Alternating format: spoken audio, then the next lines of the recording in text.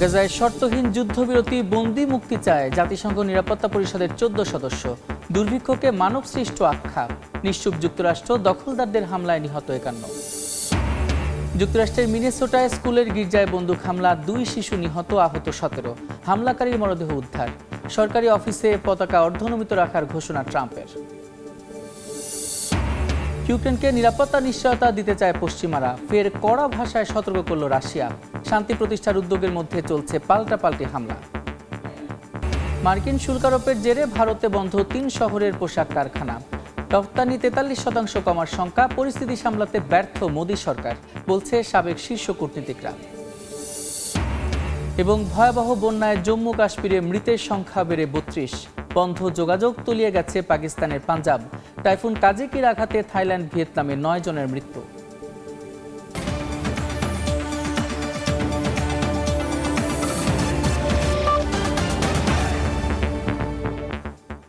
আন্তর্জাতিক সময়ের সঙ্গে আছি আমি সাদিক হাসান ইমন। গাজায় অবিলম্বে শর্তহীন ও স্থায়ী যুদ্ধবিরতি, বন্দীদের মুক্তি ও মানবিক সহায়তা বাড়ানোর আহ্বান জানিয়েছে জাতিসংঘ নিরাপত্তা পরিষদ।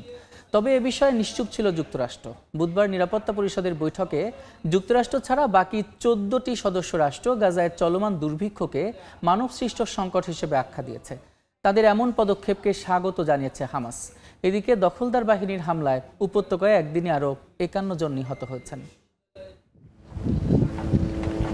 আন্তর্জাতিক আহ্বান তোয়াক্কা না করেই গাজায় চলছে ইসরায়েলি আগ্রাসন। গেল একদিনে দখলদারদের হামলায় প্রাণ গেছে অর্ধ শতাধিক ফিলিস্তিনির, যাদের মধ্যে কয়েকজন অপেক্ষায় ছিলেন ত্রাণের লাইনে। উপত্যকার স্বাস্থ্য মন্ত্রণালয় জানিয়েছে, গত একদিনে ক্ষুধা ও পুষ্টিহীনতার কারণে শিশুসহ কয়েকজনের মৃত্যু হয়েছে। এ নিয়ে গাজায় ক্ষুধাজনিত মৃত্যু বেড়ে দাঁড়ালো 313-তে, যার 119টি শিশু। এই দুর্ভিক্ষের মধ্যেও গাজা সিটি দখলের জন্য ট্যাঙ্ক ও যুদ্ধ বিমান ব্যবহার করে ধ্বংসযজ্ঞ চালাচ্ছে ইসরায়েল। সীমান্তে অতিরিক্ত সেনা মোতায়েন রাখা হয়েছে। ইসরায়েলের দাবি, জাবালিয়া এলাকায় হামাসের টানেল ধ্বংস ও এলাকার নিয়ন্ত্রণ বাড়াতে সামরিক অভিযান জোরদার করা হয়েছে। স্থানীয়রা জানিয়েছেন, সীমান্ত এলাকায় ধোঁয়া ও বিস্ফোরণের আওয়াজ গাজা শহর জুড়ে শোনা গেছে। জাতিসংঘ নিরাপত্তা পরিষদের বৈঠক বসে। যুক্তরাষ্ট্র ছাড়া বাকি 14টি সদস্য রাষ্ট্র গাজায় চলমান দুর্ভিক্ষকে মানব সৃষ্ট সংকট হিসেবে আখ্যা দিয়েছে। তারা বিশেষভাবে শিশুদের মধ্যে মারাত্মক পুষ্টিহীনতা নিয়ে উদ্বেগ প্রকাশ করেছে। অবিলম্বে শর্তহীন ও স্থায়ী যুদ্ধবিরতি, বন্দীদের মুক্তি এবং মানবিক সহায়তা বাড়ানোর আহ্বান জানিয়েছে। ইসরায়েলকে সব সহায়তা অবরোধ অবিলম্বে তুলে নেয়ার কথা বলেছে তারা। নিরাপত্তা পরিষদের বাকি সদস্যরা গাজায় দুর্ভিক্ষকে মানব সৃষ্ট সংকট হিসেবে আখ্যা দিলেও এ বিষয়ে কিছু বলেনি মার্কিন প্রতিনিধি। এদিন যুক্তরাষ্ট্র ছাড়া বাকি সদস্য রাষ্ট্রের যৌথ বিবৃতিতে ইসরায়েলের সামরিক অভিযান সম্প্রসারণ বন্ধের আহ্বান জানানো হয়েছে। জাতিসংঘের নিরাপত্তা পরিষদের বৈঠকে গাজার দুর্ভিক্ষকে মানবসৃষ্ট সংকট আখ্যা দেয়াকে স্বাগত জানিয়েছে হামাস। একই সঙ্গে ইসরায়েলের আগ্রাসনের বিষয়ে যুক্তরাষ্ট্রের নিশ্চুপ থাকার প্রতি নিন্দা জানিয়ে ফিলিস্তিনের স্বাধীনতাকামী সংগঠনটি বলেছে, উপত্যকায় চলমান মানবতা বিরোধী অপরাধ ও দুর্ভিক্ষের জন্য ওয়াশিংটনও সমানভাবে দায়ী। ইসরায়েল যুক্তরাষ্ট্র দ্বিপাক্ষিক সম্পর্ক ও গাজা ইস্যুতে বুধবার মার্কিন পররাষ্ট্রমন্ত্রী মার্কো রুবিওর সঙ্গে বৈঠক করেছেন ইসরায়েলি পররাষ্ট্রমন্ত্রী গিদিয়ন স্যার। পরে সাংবাদিকদের প্রশ্নের জবাবে গিদিয়ন বলেন, ফিলিস্তিন রাষ্ট্র প্রতিষ্ঠা বা স্বীকৃতির বিষয়ে কোনো পরিকল্পনা নেই তেল আবিবের। এদিকে ইতালির প্রধানমন্ত্রী জর্জিয়া মেলোনি গাজায় সাংবাদিক হত্যার তীব্র নিন্দা জানিয়েছেন। তিনি গণমাধ্যমের স্বাধীনতার প্রতি আক্রমণ হিসেবে এই হামলার সমালোচনা করেছেন এবং গাজায় সহায়তা প্রবেশ ও সামরিক দখল বন্ধে ইসরায়েলের প্রতি আহ্বান জানিয়েছেন। ফরহাদ চৌধুরী, সময় সংবাদ। লেবাননে মার্কিন কূটনীতিকের মন্তব্য ঘিরে তীব্র ক্ষোভ দেখা দিয়েছে। স্থানীয় সাংবাদিকদের উদ্দেশ্যে সভ্য আচরণ করুন বলে বক্তব্য দেওয়ায় তোপের মুখে পড়েছেন তিনি। বৈরুতে প্রেসিডেন্ট জোসেফ আউনের সঙ্গে বৈঠকের পর সাংবাদিকদের উদ্দেশ্যে যুক্তরাষ্ট্রের সিরিয়া বিষয়ক বিশেষ দূত ও তুরস্কে নিযুক্ত রাষ্ট্রদূত টম ব্যারাক বলেন, অরাজকতা বা পশুসুলভ আচরণ সহ্য করা হবে না, জানতে চাইলে সভ্য হতে হবে। তার এমন বক্তব্য ঔদ্ধত্যপূর্ণ এবং ঔপনিবেশিক মানসিকতার প্রতিফলন বলে আখ্যা দেন সমালোচকরা।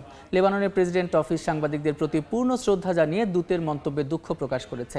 তবে আনুষ্ঠানিক ক্ষমা না চাওয়া পর্যন্ত লেবাননের সাংবাদিক ইউনিয়ন ব্যারাকের সংবাদ সম্মেলন বর্জের আহ্বান জানিয়েছে।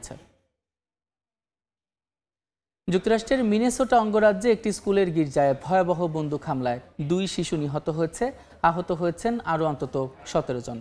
পরে ঘটনাস্থল থেকে হামলাকারীর মরদেহ উদ্ধার করা হয়। হামলার কারণ জানতে তদন্ত নেমেছে আইনশৃঙ্খলা রক্ষা বাহিনী। তবে ভয়াবহ বন্দুক হামলার ঘটনায় গভীর শোক জানিয়ে সব সরকারি ভবনের পতাকা অর্ধনমিত রাখার নির্দেশ দিয়েছেন মার্কিন প্রেসিডেন্ট ডোনাল্ড ট্রাম্প।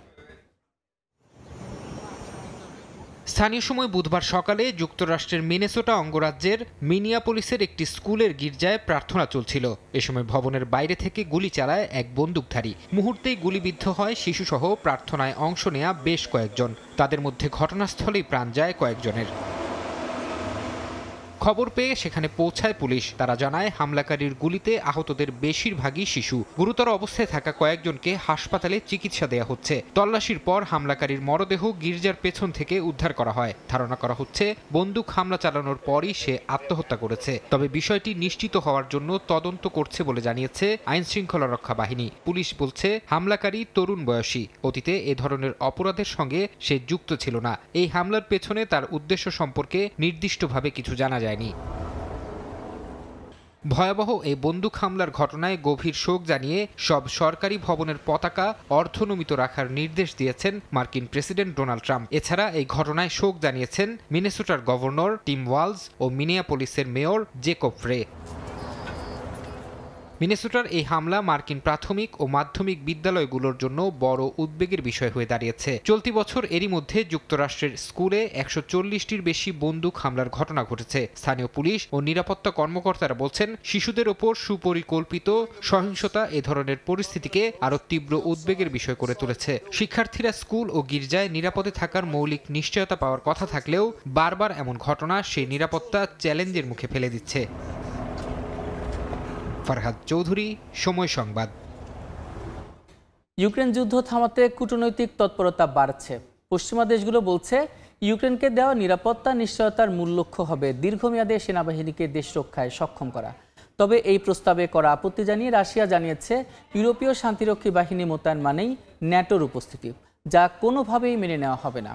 এদিকে শান্তি চুক্তির কাঠামো দাঁড় করাতে চলতি সপ্তাহে নিউ ইয়র্কে ইউক্রেনীয় প্রতিনিধিদের সঙ্গে বৈঠকে বসতে যাচ্ছেন মার্কিন প্রেসিডেন্টের বিশেষ দূত স্টিভ উইটকফ। তবে কূটনৈতিক এই আলোচনার মধ্যেই পাল্টাপাল্টি হামলা চালিয়ে যাচ্ছে রাশিয়া ইউক্রেন। ইউক্রেনের পল্টোভা, সুমি ও চেরনিহিভ অঞ্চলে ব্যাপক হামলা চালিয়েছে রাশিয়া। এতে ১ লাখেরও বেশি পরিবার বিদ্যুৎহীন হয়ে পড়ে। এছাড়া খার্কিভে একটি স্কুল ও খেরসনে একটি বহুতল আবাসিক ভবনেও আঘাত হেনেছে রুশ ক্ষেপণাস্ত্র ও ড্রোন। ইউক্রেনীয় বিমান বাহিনী দাবি করেছে এক রাতের হামলায় ছোড়া ৯৫টি ড্রোনের মধ্যে ৭৪টি ভূপাতিত করেছে তারা। হামলার শিকার হয়েছে রাশিয়াও। ইউক্রেনীয় গোয়েন্দা সূত্র জানিয়েছে মঙ্গলবার স্থানীয় সময় রাতে রাশিয়ার রিয়াজান শহরের কাছে একটি তেল পাইপলাইনে শক্তিশালী বিস্ফোরণ ঘটে। এই পাইপলাইন দিয়ে মস্কো ও রুশ সেনাদের জ্বালানি সরবরাহ হতো। বিস্ফোরণের পর তা অনির্দিষ্টকালের জন্য বন্ধ হয়ে গেছে। এদিকে বুধবার রুশ প্রতিরক্ষা মন্ত্রণালয় দাবি করেছে ডোনেস্ক অঞ্চলের একটি গ্রাম তারা দখল করেছে। পাল্টাপাল্টি এমন হামলার মধ্যেও যুদ্ধ বন্ধে কূটনৈতিক প্রচেষ্টা চলছে। জার্মান চ্যান্সেলর বলেছেন ইউক্রেনকে যে নিরাপত্তা নিশ্চয়তা দেয়া হবে তার মূল উদ্দেশ্য হবে দীর্ঘমেয়াদে সেনাবাহিনীকে দেশ রক্ষায় সক্ষম করা। তার দাবি এ নিশ্চয়তা ইউক্রেনের প্রতিরক্ষার সক্ষমতা বাড়ানোর জন্য জরুরি। তবে পশ্চিমাদের নিরাপত্তা নিশ্চয়তার বিষয় নিয়ে কড়া আপত্তি জানিয়েছে রাশিয়া। বুধবার ক্রেমলিনের মুখপাত্র দিমিত্রি পেসকভ বলেন ইউরোপের প্রস্তাবিত শান্তিরক্ষী বা নিরাপত্তা বাহিনী ইউক্রেনে মোতায়েনের প্রশ্নই আসে না, কারণ সেটি দেশটিতে ন্যাটোর উপস্থিতির শামিল হবে। এদিকে মার্কিন প্রেসিডেন্টের বিশেষ দূত স্টিভ উইটকফ জানিয়েছেন চলতি সপ্তাহেই নিউ ইয়র্কে তিনি ইউক্রেনীয় প্রতিনিধিদের সঙ্গে বৈঠক করবেন। ফক্স নিউজকে দেয়া সাক্ষাৎকারে তিনি বলেন দ্রুতই শান্তি চুক্তির একটি কাঠামো দাঁড় করানোর আশা করছে ওয়াশিংটন। তবে চূড়ান্ত সিদ্ধান্ত নিতে হবে ইউক্রেনকেই। ফারহাদ চৌধুরী, সময় সংবাদ। একে অপরের গায়ে টমেটো ছোঁড়ার উৎসব।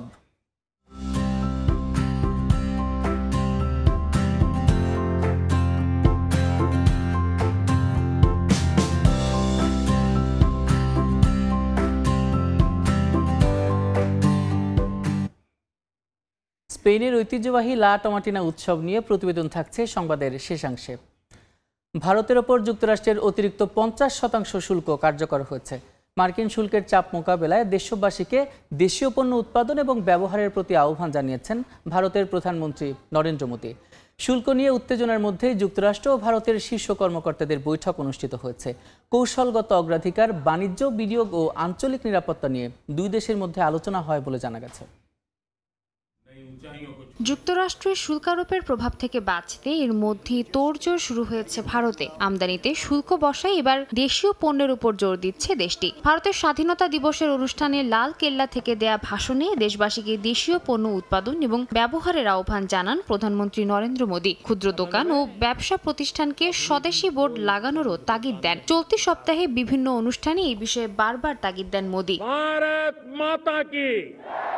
এছাড়া সাধারণ মানুষ ও ক্ষুদ্র ব্যবসায়ীদের জন্য বড় ধরনের কর ছাড়ের সিদ্ধান্ত নিয়েছে বিজেপি সরকার। কর সংস্কার ও সরলীকরণের জন্য $12 বিলিয়ন আয়কর ছাড় দেওয়ার ঘোষণা দেয়া হয়। মোদী সরকারের এ উদ্যোগ দেশের ভোক্তা অর্থনীতি ও জিডিপি বৃদ্ধিতে সহায়তা করবে বলে মনে করছেন অর্থনীতিবিদরা।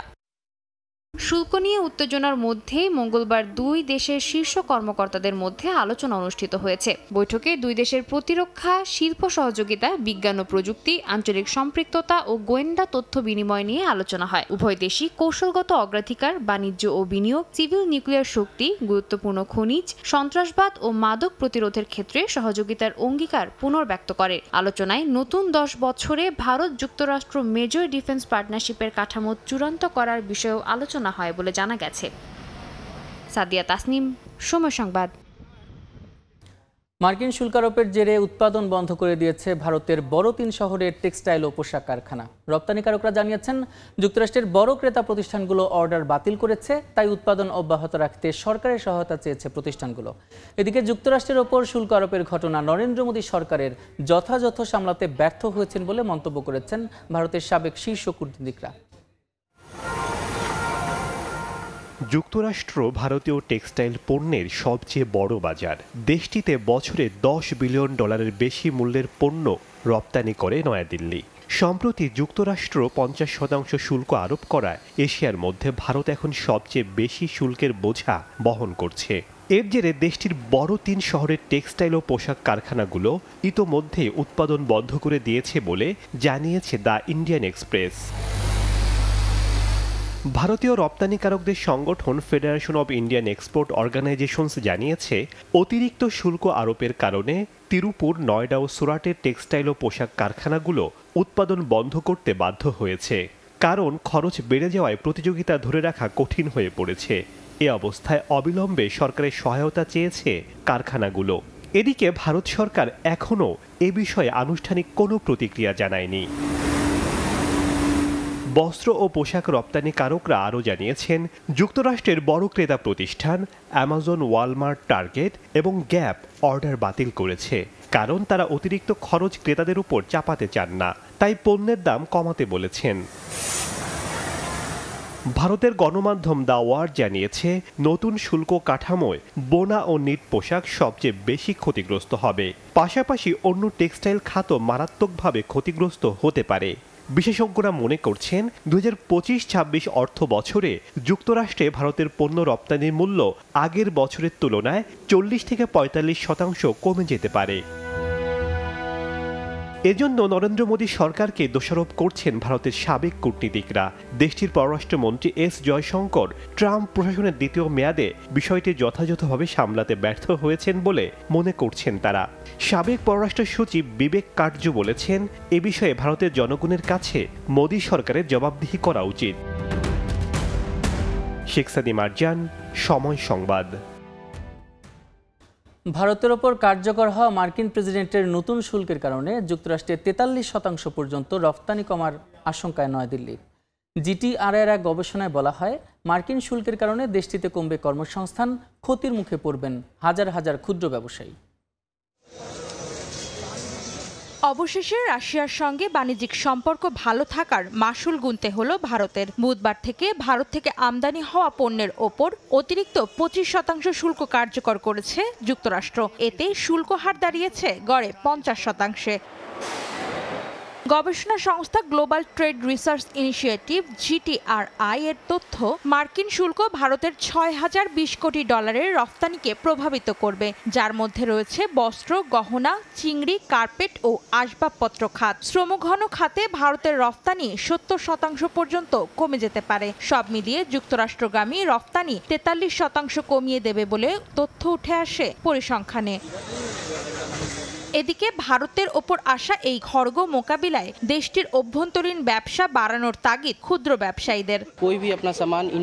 আমাদের উচিত আমাদের দেশের ভেতরে যতটা সম্ভব পণ্য বিক্রি করার চেষ্টা করা, এবং যদি আমাদের রপ্তানি করতে হয় তাহলে আমাদের উচিত যুক্তরাষ্ট্রের পরিবর্তে অন্যান্য দেশের কাছে পৌঁছানো।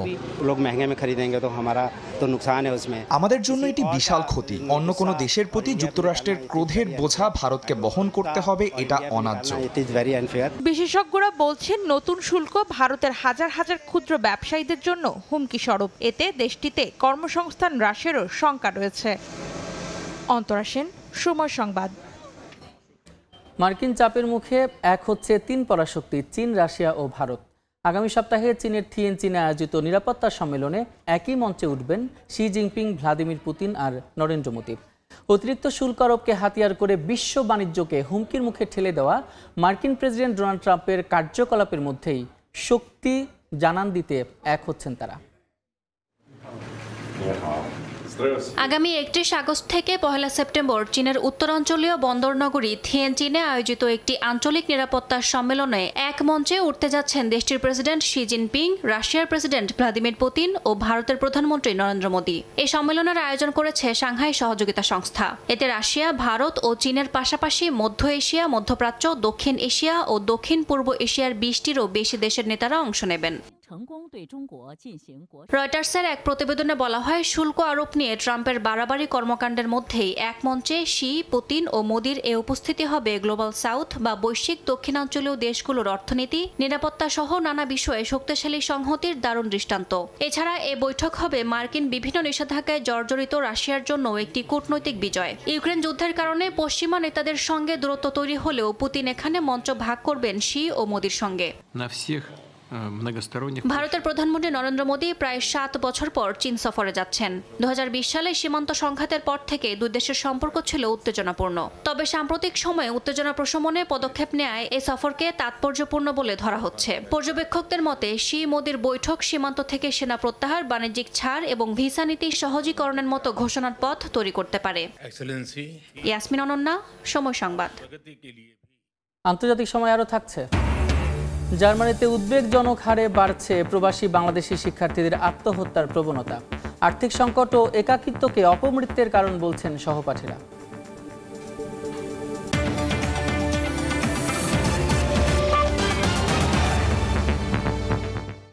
ভারতের জম্মু কাশ্মীরে প্রবল বর্ষণে ভূমিধস এবং আকস্মিক বন্যায় অন্তত 32 জনের মৃত্যু হয়েছে। বন্ধ রাখা হয়েছে শিক্ষা প্রতিষ্ঠান আর ক্ষতিগ্রস্ত হয়েছে সড়ক ও রেল যোগাযোগ। এদিকে ভারত ছেড়ে যাওয়া পানিতে পাকিস্তানের সীমান্তবর্তী অঞ্চলগুলো তলিয়ে গেছে। আরও ডুবে যাওয়ার শঙ্কায় সরানো হচ্ছে বাসিন্দাদের। নতুন করে টাইফুন কাজিকের আঘাতে ভূমিধসে থাইল্যান্ডে অন্তত 2 জন নিহত হয়েছেন। চীনের বেশ কিছু অঞ্চলে রেড অ্যালার্ট জারি করা হয়েছে। ভিয়েতনামে কাজিকের আঘাতে 7 জনের মৃত্যু হয়েছে। ভারত নিয়ন্ত্রিত জম্মু কাশ্মীরে প্রবল বর্ষণে ভূমিধস ও আকস্মিক বন্যায় তলিয়ে গেছে এলাকার পর এলাকা। তীর্থযাত্রীদের জনপ্রিয় বৈষ্ণোদেবী মন্দিরগামী পথে ধস নেমে প্রাণহানি সবচেয়ে বেশি হয়েছে। রাজ্যের বিভিন্ন নদ নদী উপচে গ্রামীণ এলাকা প্লাবিত হয়েছে। বন্ধ রাখা হয়েছে শিক্ষা প্রতিষ্ঠান আর ক্ষতিগ্রস্ত হয়েছে সড়ক ও রেল যোগাযোগ। আবহাওয়া দপ্তর বলছে, পশ্চিমা বাতাস আর আরব সাগর ও বঙ্গোপসাগর থেকে আসা বায়ুপ্রবাহের কারণে এত বৃষ্টি হয়েছে। এদিকে ভারতের ছেড়ে দেয়া বাঁধের পানিতে পাকিস্তানের সীমান্তবর্তী অঞ্চল ডুবে গেছে। পাঞ্জাব প্রদেশের কাসুর আর বাহাওয়ালনগর জেলায় লাখো মানুষকে নিরাপদ স্থানে সরিয়ে নেওয়া হয়েছে। জাতীয় দুর্যোগ ব্যবস্থাপনা কর্তৃপক্ষ জানিয়েছে, শুধু মৌসুমি বন্যাতেই জুন থেকে এখন পর্যন্ত সারা দেশে 800-র বেশি মানুষের মৃত্যু হয়েছে। নদী তীরবর্তী গ্রামগুলোতে ঘরবাড়ি ভেসে গেছে। ফসল ও গবাদি পশু হারিয়ে নিঃস্ব হয়েছেন বহু মানুষ। দক্ষিণ পূর্ব এশিয়ার টাইফুন কাজিকি ভয়াবহ বিপর্যয় ডেকে এনেছে। থাইল্যান্ডের চিয়াংমাই অঞ্চলে ভূমিধসে মৃত্যু ঘটেছে। পাহাড়ি গ্রাম পানির স্রোতে ভেসে গেছে। দেশটির 8টি প্রদেশে বন্যায় প্রায় 180টি পরিবার ক্ষতিগ্রস্ত হয়েছে। চীনের বেইজিংয়ে মঙ্গলবার রাত থেকে টানা বৃষ্টিতে কিছু জেলায় রেড অ্যালার্ট জারি করা হয়েছে। পাহাড়ি এলাকায় ভূমিধসের আশঙ্কা রয়েছে বলে কর্তৃপক্ষ স্থানীয়দের অপ্রয়োজনীয় ভ্রমণ না করতে সতর্ক করেছে। ভিয়েতনামে বহু ঘরবাড়ি ও ফসলি জমি তলিয়ে গেছে। হাজারো মানুষকে নিরাপদ আশ্রয়ে সরিয়ে নেওয়া হয়েছে। নাদিম মারজান, সময় সংবাদ। জার্মানিতে আশঙ্কাজনকভাবে বাড়ছে বাংলাদেশি শিক্ষার্থীদের আত্মহত্যার প্রবণতা। গেল কয়েক মাসে একের পর এক তরুণ প্রাণের এমন অকাল মৃত্যুতে শোকাহত সহপাঠী ও প্রবাসীরা। কেনই সম্ভাবনাময় শিক্ষার্থীরা বেছে নিচ্ছেন আত্মহত্যার পথ? জার্মানি থেকে বিস্তারিত বিটু বড়ুয়া রিপোর্টে। উচ্চশিক্ষা, গবেষণা কিংবা পড়াশোনা শেষে কেরিয়ার গড়ার অন্যতম গন্তব্য জার্মানি। বিজ্ঞান, প্রযুক্তি, শিল্প, সাহিত্য আর আধুনিক জীবনের আকর্ষণে দেশটিকে বেছে নিচ্ছেন হাজারো বাংলাদেশি শিক্ষার্থী। কিন্তু গেল কয়েক মাসে বিভিন্ন বিশ্ববিদ্যালয়ে কয়েকটি আত্মহত্যার ঘটনায় হতবাক প্রবাসীরা। সিলেটের মৌলভীবাজারের সন্তান সুলতান মারুফ আহমেদ পড়তে এসেছিলেন ডার্মস্টাড বিশ্ববিদ্যালয়ে। মার্চের 12 তারিখ তার লাশ উদ্ধার করে পুলিশ। বিশ্ববিদ্যালয় কর্তৃপক্ষ জানায় তিনি আত্মহত্যা করেছেন, তবে কারণ আজও অজানা। জুনের 6 তারিখ বার্লিনে উদ্ধার করা হয় মোহাম্মদ ইফতেখার হোসেন মিয়া প্রথমের মরদেহ। নোয়াখালীর এই তরুণ পড়তেন ব্রান্ডেনবুর্গের টেকনিক্যাল হাই স্কুল ভিলডাউতে। তার এক মাস পরেই জুলাইয়ের 6 তারিখে আত্মহত্যা করেন ফেনীর দাগনভূঞার ASM নুরুজ্জাফা তামিম। হাম লিপস্টাড বিশ্ববিদ্যালয়ের এই ছাত্রের মৃত্যুতে হতবাক প্রবাসী বাংলাদেশিরা। সহপাঠীরা বলছেন, জার্মানিতে এসে খণ্ডকালীন কাজের সুযোগ না পাওয়া, পারিবারিক চাপ, আর্থিক সংকট ও একাকিত্বই এসব অপমৃত্যুর বড় কারণ। প্রাইভেট ইউনিভার্সিটিগুলোতে আসে, তাদের একটা টাকার একটা চাপ থাকে, 13,000 ইউরোর একটা চাপ থাকে বছরে। তার ভিতরে আবার ব্লক আছে, 12,000 ইউরোর একটা ব্লক আছে। জব খুব ভালোভাবে খুঁজে পাই না, এবং যেই টাকাটা আমরা নিয়ে আসি ওইটাও খুব কষ্ট হয়ে যায় চলাফেরা করতে। সেই জন্য মানসিক আমরা অনেকেই চাপে থাকি। এখানে স্টুডেন্টরা আসার পরে যে সমস্যাটা সবচেয়ে বেশি সম্মুখীন হয় সেটা হচ্ছে ভাষার জটিলতা। এমন ঘটনায় গভীর উদ্বেগ প্রকাশ করেছেন কমিউনিটি নেতারা। প্রয়োজনে শিক্ষার্থীদের মানসিক সাপোর্ট দেওয়ার আশ্বাস দিয়েছেন তারা। আত্মহত্যা কোনো সমস্যার সমাধান নয়। বাংলাদেশি যারা শিক্ষার্থী এখানে বার্লিনে জার্মানি অবস্থান করছেন, তাদের যদি কোনো সমস্যা হয় চাকরি ব্যাপারে, কাগজপত্রের ব্যাপারে, আমরা সর্বদাই সাহায্য সহযোগিতা করে থাকি। এর আগেও জার্মানির বার্লিনে বাংলাদেশি এক তরুণী নর্দার্ন ওয়েস্টফালেনের ছোট্ট শহর মিন্ডেনে বাংলাদেশি তরুণের মরদেহ উদ্ধার করে স্থানীয় পুলিশ। মনোবিজ্ঞানীদের মতে প্রত্যাশা আর বাস্তবতার ফারাক মানসিক চাপে বেছে নেয় আত্মহননের পথ। সময় মতো কাউন্সেলিং পেলে হয়তো ফিরিয়ে আনা যেত স্বাভাবিক জীবন। গত 3 মাসে জার্মানিতে কমপক্ষে 3 জন বাংলাদেশি শিক্ষার্থী আত্মহননের পথ বেছে নিয়েছে, যেটি নিঃসন্দেহে উদ্বেগজনক।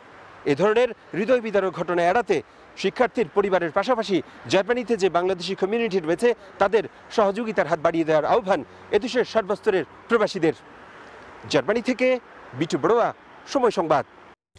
গোপনে গ্রিনল্যান্ডে প্রভাব খাটানোর জেরে যুক্তরাষ্ট্র এবং ডেনমার্কের মধ্যে উত্তেজনা বেড়েছে।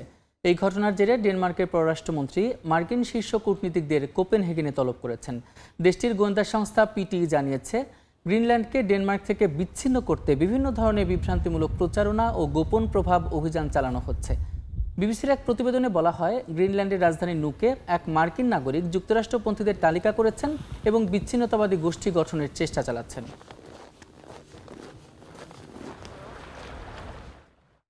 আন্তর্জাতিক সময় আরও থাকছে। ইলন মাস্কের চ্যাটবট গ্রোকে ব্যক্তিগত কথোপকথন ফাঁস। 3,70,000 ব্যবহারকারীর তথ্য গুগলে প্রকাশ।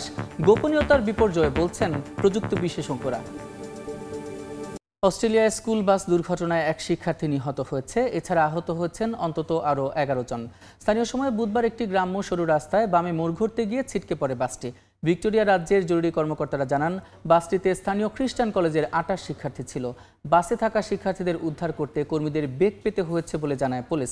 তারা আরও জানায়, 76 বছর বয়সী ড্রাইভার হাসপাতাল থেকে ছাড়পত্র পাওয়ার পর দুর্ঘটনা তদন্তে পুলিশকে সহায়তা করছেন। এই সড়ক দুর্ঘটনার বিষয়টি গুরুতর সহকারে দেখছেন স্থানীয় প্রশাসন। অনুমতি ছাড়াই লাখো ব্যবহারকারীর ব্যক্তিগত কথোপকথন ফাঁস করেছে ইলন মাস্কের কৃত্রিম বুদ্ধিমত্তা নিয়ন্ত্রিত চ্যাটবট গ্রক। গুগলে কিছু বোতাম চাপলেই সামনে আসছে প্রায় 3,70,000 কথোপকথন। একে গোপনীয়তার বিপর্যয় হিসেবে আখ্যা দিয়েছেন প্রযুক্তি বিশেষজ্ঞরা। বিশ্বের তাবৎ তথ্যের জানানদাতা হোক কিংবা মনের কথা ভাগাভাগি করে নেয়ার সঙ্গী, বর্তমানে সব ক্ষেত্রেই জায়গা করে নিয়েছে কৃত্রিম বুদ্ধিমত্তা নিয়ন্ত্রিত চ্যাটবট।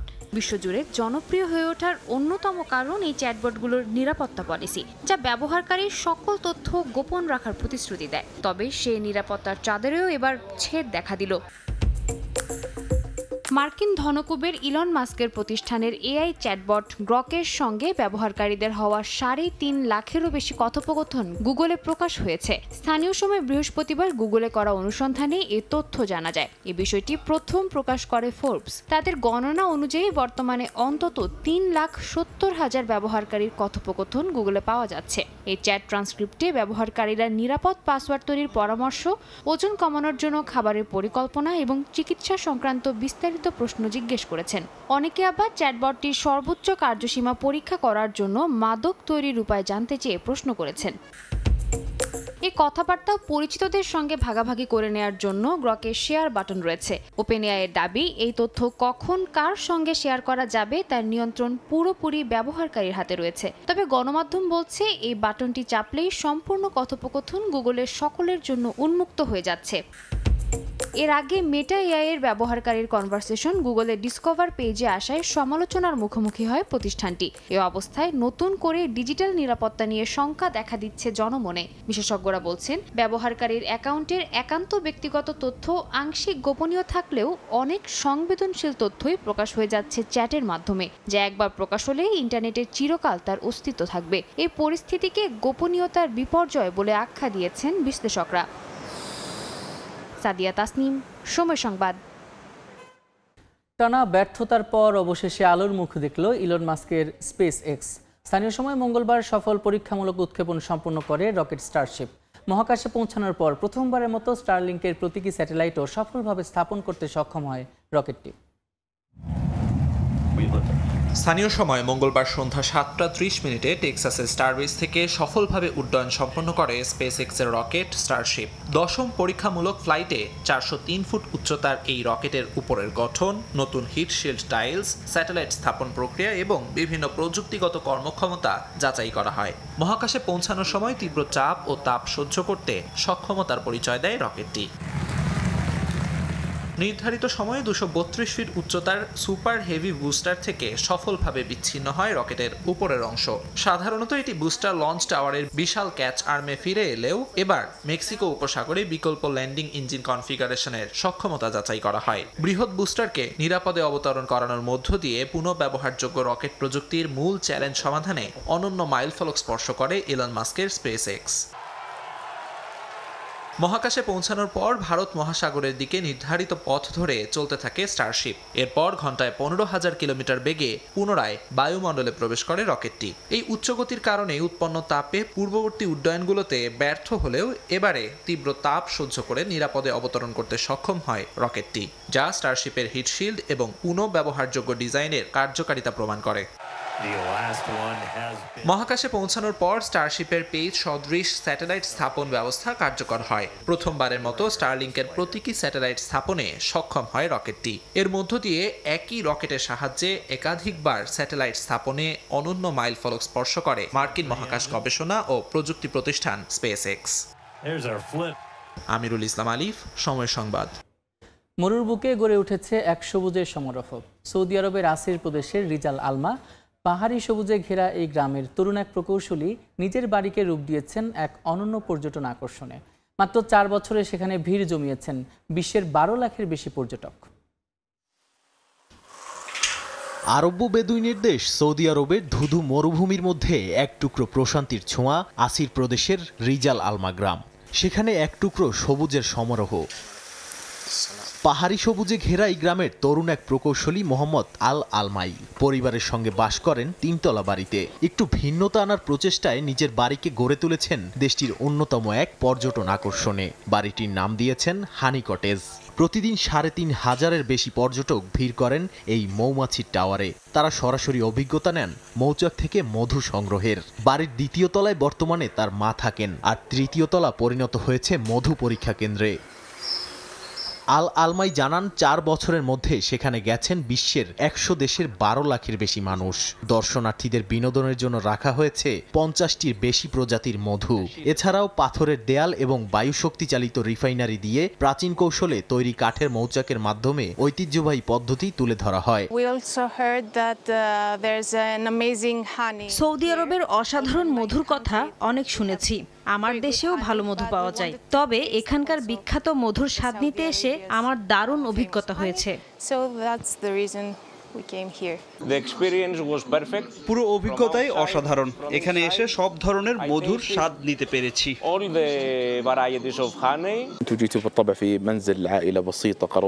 হাজার বছর ধরে এখানকার বাসিন্দারা একটা মৌমাছির এবং আরেকটা নিজেদের থাকার জন্য মোট দুটি ঘর বানাতেন। পর্যটকদের আকর্ষণ করতেই মৌমাছির চাকের মাধ্যমে এখানকার ঐতিহ্যকে পুনরুদ্ধার করার চেষ্টা করছি। মোহাম্মদ আল আলমাইয়ের এই প্রকল্পের সঙ্গে যুক্ত আছে সৌদি আরবের পর্যটন উন্নয়ন কৌশলও। আসির উন্নয়ন কর্তৃপক্ষের লক্ষ্য 2030 সালের মধ্যে এই অঞ্চলের পর্যটকের সংখ্যা 3 গুণ বাড়িয়ে 80 লাখে নেয়া। আগের তুলনায় 6% বেড়ে শুধু 2024 সালেই দেশটিতে 1,60,00,000 পর্যটক গেছেন। নাদিম মারজান, সময় সংবাদ। বিখ্যাত লা টমাটিনা উৎসবে রঙিন স্পেনের বুনোর শহর টমেটো নিয়ে একে অপরের দিকে ছুড়ে উৎসবে মেতে উঠেছে হাজারো মানুষ। এই উৎসবের 80তম বর্ষপূর্তি উদযাপন করল স্পেন। এবার গাজায় হামলার প্রতিবাদও জানায় উৎসবের মাধ্যমে। বিশাল ফিলিস্তিনি পতাকা উড়িয়ে আয়োজন শুরু করে তারা। সড়ক জুড়ে লাল রঙের স্রোত, ট্রাক ভর্তি 120 টন টমেটো আনা হয় উৎসবের জন্য। আনন্দে মেতে ওঠে প্রায় 22,000 মানুষ। 1 ঘন্টা ধরে চলে স্পেনের লা টমাটিনা উৎসবের উন্মাদনা।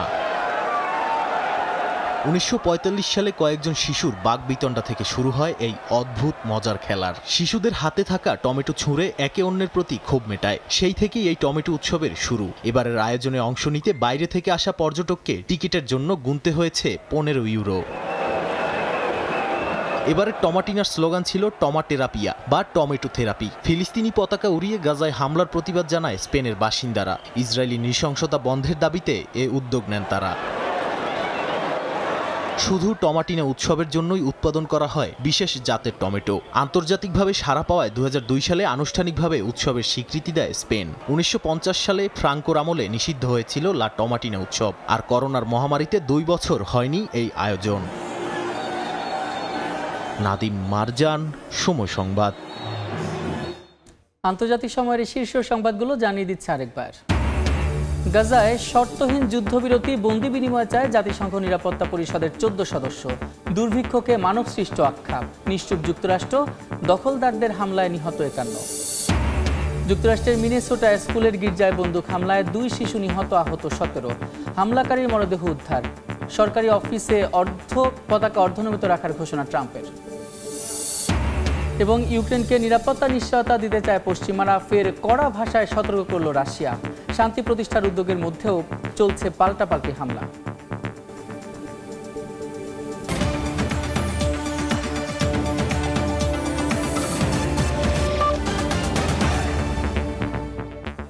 এই ছিল আন্তর্জাতিক সময়ে। সঙ্গে থাকুন সময়ের।